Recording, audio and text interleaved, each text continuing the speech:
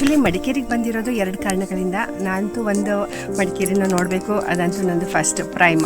ಇನ್ನು ಸೆಕೆಂಡ್ ಬಂದಿರೋದು ಈ ಬಾರಿ ನಾನು ನನ್ನ ಫ್ರೆಂಡ್ ಮನೆಗೆ ಬಂದಿದ್ದೀನಿ. ತುಂಬ ಕಾಫಿ ಪ್ಲ್ಯಾಂಟ್ಸ್, ಕಾಫಿ ಗಿಡಗಳ ನಡುವೆ ಒಂದು ತುಂಬ ಸುಂದರವಾಗಿರುವಂಥ ಮನೆ. ಆ ಮನೆಯಲ್ಲಿ ಮತ್ತು ಅಕ್ಕಪಕ್ಕ ಒಂದೆರಡು ಗೆಸ್ಟ್ ಹೌಸು, ತುಂಬ ಬ್ಯೂಟಿಫುಲ್, ನೇಚರ್ಗೆ ತುಂಬ ಹತ್ತಿರದಲ್ಲಿರುವಂಥ ಈ ಮನೆ.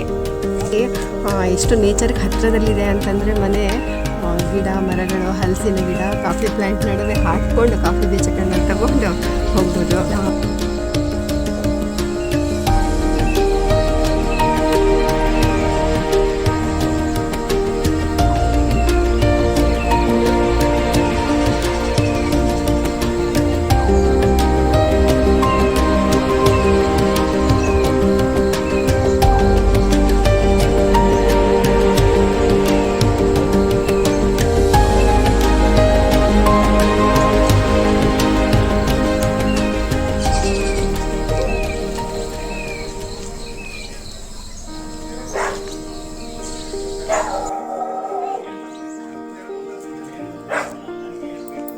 ಕೊಡಗಿನಲ್ಲಿ ಹಸಿರಿನ ಪರಿಸರದಲ್ಲಿ, ಶಾಂತಿಯುತ ವಾತಾವರಣದಲ್ಲಿ ಮತ್ತು ಕಾಫಿಯ ಘಮದೊಂದಿಗೆ ಗೆಳೆಯ ಗೆಳತಿಯರ ಜೊತೆಗೆ ಕಳೆದ 2 ದಿನಗಳು ಯಾವತ್ತಿಗೂ ನೆನಪಿರುವಂಥವು.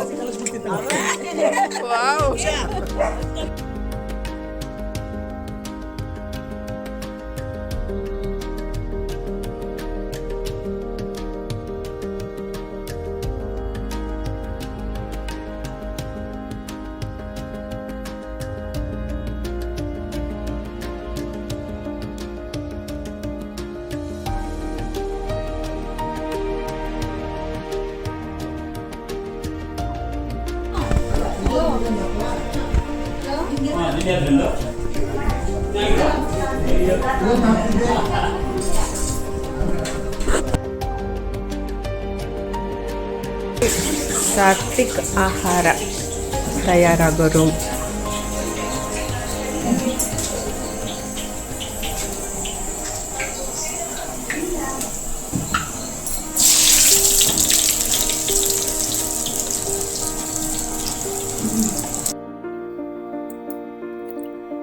ಇಲ್ಲಿ ನಮಗೆ ಇನ್ನೊಂದು ವಿಶೇಷ ಅಂದ್ರೆ ಇಲ್ಲಿ ಸವಿದ ಸಾತ್ವಿಕ ಆಹಾರ. ಸರಳವಾಗಿದ್ರೂ ಕೂಡ ಸಹೃದಯದಿಂದ ತುಂಬಿದ ಆಹಾರ. ಹಾಗಾಗಿ ಪ್ರತಿ ಊಟವೂ ನೆನಪಿನಲ್ಲಿ ಉಳಿಯುವಂಥದ್ದು. ಜೊತೆಗೆ ಫ್ರೆಂಡ್ಸ್ ಜೊತೆಗಿನ ಮಜಾ, ಮಸ್ತಿ, ಮಾತು, ಹರಟೆ, ಹಾಡು, ಡ್ಯಾನ್ಸ್ ಇವೆಲ್ಲವೂ ಸಾತ್ವಿಕ ಚೌಕಟ್ಟಿನಲ್ಲಿಯೇ ಬರುವಂಥವು. ಅಡುಗೆ ಮನೆ ಎಲ್ಲ ಘಮ ಘಮ ಅಂತ ಇತ್ತು. ನಾವೆಲ್ಲ ಫ್ರೆಂಡ್ಸ್ ತುಂಬ ಜನ ಇರೋದ್ರಿಂದ ಒಂದು ಮಿನಿ ಬಸ್ನ ಮಾಡಿಕೊಂಡು ಅದರಲ್ಲಿ ಕೊಡಗಿನ ಎಲ್ಲ ಪ್ಲೇಸಸ್ಗಳನ್ನ ನೋಡಿದ್ವಿ. ಹಾಗೆ ಹೋಗುವಾಗ ನಾವು ನಮ್ಮ ಊಟ ತಿಂಡಿನ ಪ್ಯಾಕ್ ಮಾಡಿ ಕೂಡ ತಗೊಂಡು ಹೋಗಿದ್ವಿ. ಆ ಥರ ಆರ್ಡರ್ ಕೊಟ್ಟರೆ ಅದನ್ನು ಕೂಡ ಪ್ಯಾಕ್ ಮಾಡಿ ಕೊಡ್ತಾರೆ. ಕಾಫಿನ ಫಿಲ್ಟರ್ ಕಾಫಿ. ಮಡಿಕೇರಿಯನ್ನೆಲ್ಲ ನಾನೀಗ ನೋಡಿ ಆಯಿತು. ಅಂದರೆ ಮೇನ್ ಟೂರಿಸ್ಟ್ ಪ್ಲೇಸಸ್ಗಳನ್ನೇ ತೋರಿಸಿದ್ದೀನಿ. ಮತ್ತು ಇಲ್ಲಿ ನಾವು ಬಂದಿರೋದು ಒಂದು ಮುಖ್ಯ ಉದ್ದೇಶ ಇತ್ತು ಅಂತಂದರೆ, ನಾವೆಲ್ಲ ರೀಯೂನಿಯನ್ ಮಾಡಿದ್ವಿ. ನಮ್ಮ ಪ್ರೈಮರಿ ಸ್ಕೂಲ್ನ ಎಲ್ಲ ಫ್ರೆಂಡ್ಸ್ ಎಲ್ಲ ಸೇರಿಕೊಂಡು ಇಲ್ಲೇ ಇರೋವಂಥ ನನ್ನ ಇನ್ನೊಬ್ಬ ಫ್ರೆಂಡ್ ಮನೆಗೆ ಬಂದಿದ್ದು. ಅದೇ ಮನೆ ಈಗ ನಾನು ತೋರಿಸ್ತಾ ಇರೋದು. ಮತ್ತು ನನ್ನಂಥ ಟ್ರಾವೆಲರ್ಗೆ ಹೊರಗಡೆ ಬಂದಾಗ ಸ್ವಲ್ಪ ನಾನು ಪ್ಯೂರ್ ವೆಜ್ ಆಗಿರೋದ್ರಿಂದ ನನಗೆ ಸ್ವಲ್ಪ ಫುಡ್ಡಿನ ಪ್ರಾಬ್ಲಮ್ ಆಗಾಗ ಕಾಣಿಸ್ತಾ ಇತ್ತು. ಈ ಕೂರ್ಗ್ನಲ್ಲಂತೂ ತುಂಬ ಕಡೆನೇ ನಾನ್ ವೆಜ್ ಹೋಟೆಲ್ಸ್ ಎಲ್ಲ ತುಂಬಾ ಇದ್ದಾವೆ. ಆದರೆ ನನಗೆ ಬೇಕಾಗಿದ್ದು ಪ್ಯೂರ್ ವೆಜ್ ಹೋಟೆಲ್ನ ನಾನು ತುಂಬ ಹುಡುಕ್ತಾ ಇದ್ದೆ. ಲಾಸ್ಟ್ ಟೈಮ್ ನಾನು ಈಗಾಗಲೇ 2 ಸಲ ಬಂದಿದ್ದೀನಿ. ಆಗಲೂ ಕೂಡ ನನಗೆ ಸ್ವಲ್ಪ ತೊಂದರೆ ಅಂತ ಅನಿಸಿತ್ತು. ಆದರೆ ಈ ಸರ್ತಿ ನಾನೇನು ಬಂದಿದ್ನಲ್ಲ, ನನಗೆ ಇಲ್ಲಿ ಒಂದು ಒಳ್ಳೆ ಫುಡ್ನ ಎಂಜಾಯ್ ಮಾಡೋಂಥ ಅಥವಾ ಸವಿಯುವಂಥ ಒಂದು ಅವಕಾಶ ಸಿಕ್ಕಿತ್ತು ಈ ನನ್ನ ಸಾತ್ವಿಕ್ ಫುಡ್ನಿಂದ. ಇದು ಆ್ಯಕ್ಚುಲಿ ನನ್ನ ಫ್ರೆಂಡ್ ಮನೆ ಅಂತಲೇ ಹೇಳಿದ್ದೆ. ಆದರೆ ಇಲ್ಲಿ ನಿಮಗೆ ಬೇಕಾಗಿರೋವಂಥ ಪ್ಯೂರ್ ವೆಜ್ ಫುಡ್ನ ಮಾಡಿಕೊಡ್ತಾರೆ. ಜೊತೆಗೆ ಆರ್ಡರ್ ಕೂಡ ತಗೋತಾರೆ. ಆಮೇಲೆ ನಾನು ಇಲ್ಲಿ ಪಕ್ಕದಲ್ಲೇ ಅವರ 2 ಮನೆಗಳು ಕೂಡ ಇದ್ದಾವೆ. ನಾವು ಅಲ್ಲೇ ಸ್ಟೇ ಕೂಡ ಮಾಡಿದ್ವಿ. 2 ಗೆಸ್ಟ್ ಹೌಸ್ ಅಂತ ಮಾಡಿದ್ದಾರೆ. ಮತ್ತು ಒಳಗಡೆ ಮೇನ್ನಲ್ಲಿ ಅವರು ನಮಗೆ ತುಂಬ ಚೆನ್ನಾಗಿ ಪ್ಯೂರ್ ವೆಜ್ಜಿನ ಫುಡ್ನ ನಮಗೆ ಸರ್ವ್ ಮಾಡಿದರು. ಇಷ್ಟು ಚೆನ್ನಾಗಿದೆ ಇಲ್ಲ ಟೇಸ್ಟ್ ಅಂತೂ ನಾನು ಯಾವತ್ತೂ ಮರೆಯೋ ಹಾಗಿಲ್ಲ. ಮತ್ತು ಹೊರಗಡೆಯಿಂದ ಬಂದಿರೋರಿಗೆ, ಅದನ್ನು ಪ್ಯೂರ್ ವೆಜ್ನ ಹುಡ್ಕೊಂಡು ಬರೋರಿಗೆ ಇದೊಂದು ಬೆಸ್ಟ್ ಆಪ್ಷನ್. ಅವರು ಫೋನ್ನ ಮುಖಾಂತರ ಕೂಡ ನಿಮ್ಮ ಆರ್ಡರ್ನ ತಗೋತಾರೆ. ಆಮೇಲೆ ಅವ್ರದ್ದು ಫೋನ್ ನಂಬರು ಮತ್ತು ಅವರ ಡೀಟೇಲ್ನ ನಾನು ಡಿಸ್ಕ್ರಿಪ್ಷನ್ ಬಾಕ್ಸ್ನಲ್ಲೂ ಕೂಡ ಕೊಟ್ಟಿದ್ದೀನಿ.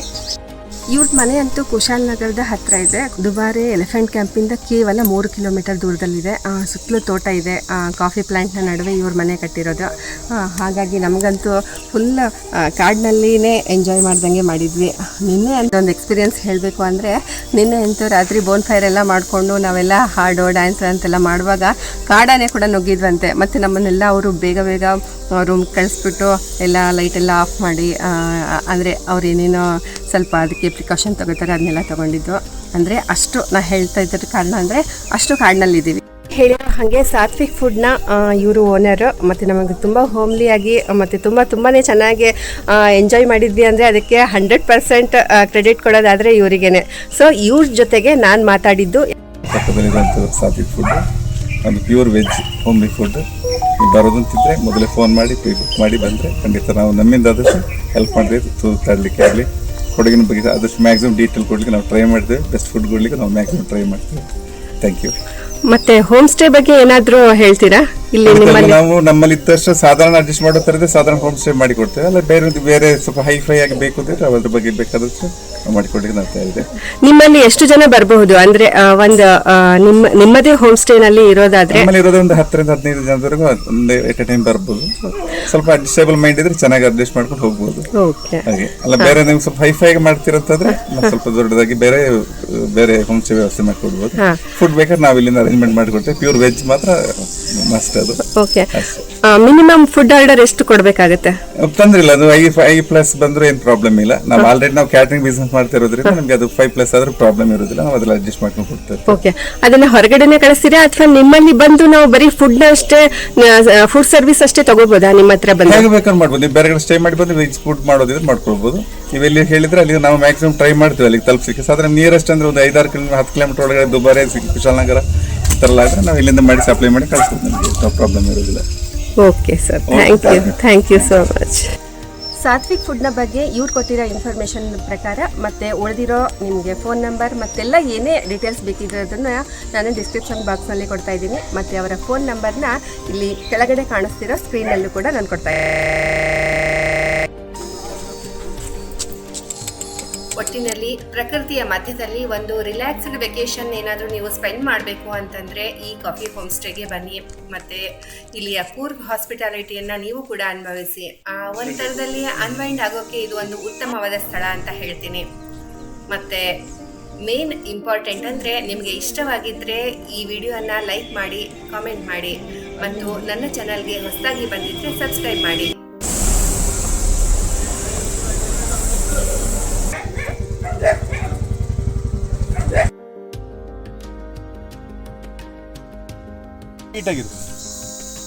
ಅವಕಾಡೋ ಎಲ್ಲಿದೆ?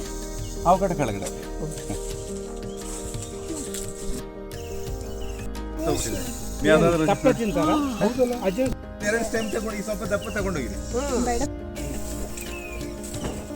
ಕಾಫಿ ಸೀಡ್ಸ್ ಬಂದಿಲ್ಲ ಈಗ? ಇಲ್ಲ, ಈಗ ಇದಕ್ಕೆ ಬೋನ್ ಫೈರ್ ಮಾಡಿದ್ದು ನಿನ್ನೆ ರಾತ್ರಿ ಇಲ್ಲೇ ಕಾಡಾನೆಗಳಿಂದ ತಪ್ಪಿಸ್ಕೊಂಡು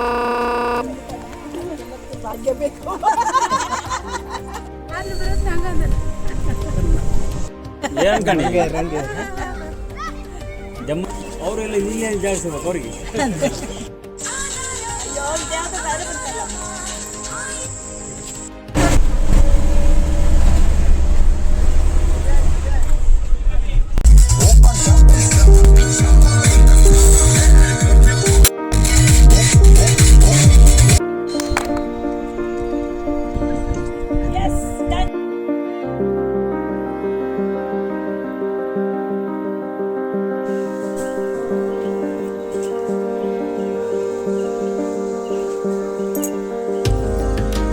ಡ್ರ್ಯಾಗನ್ ಫ್ರೂಟ್